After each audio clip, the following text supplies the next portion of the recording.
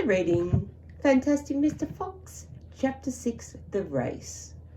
Now there began a desperate race, the machines against the foxes. In the beginning, the hill looked like this.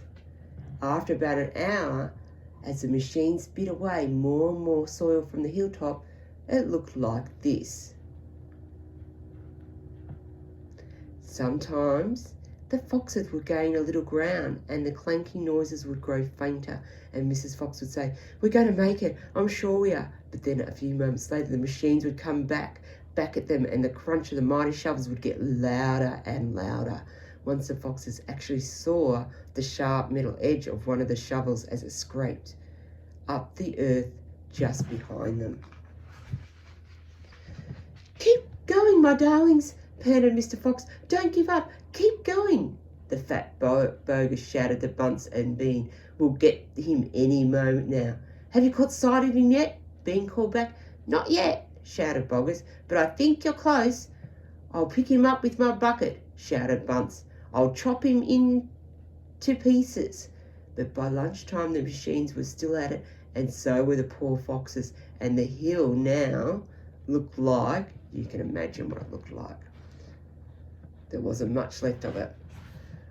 The farmers didn't stop for lunch. They were too keen to finish the job. "Hey there, Mr. Fox," yelled Bunce, leaning out of his tractor. "We're coming to get you now."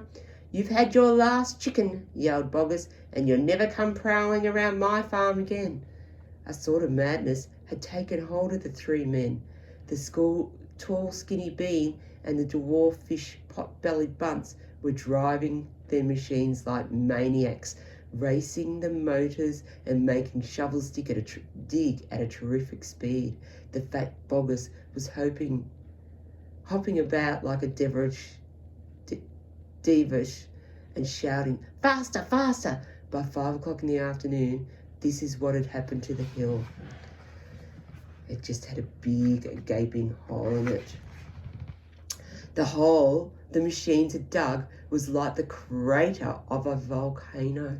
It was such an extraordinary sight that crowds of people came rushing out from the surrounding villages to have a look.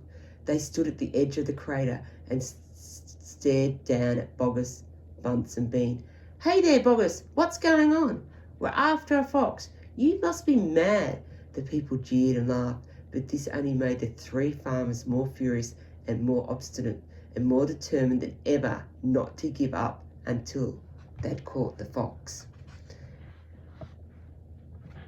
And your clue is an N. N for never. Never. N.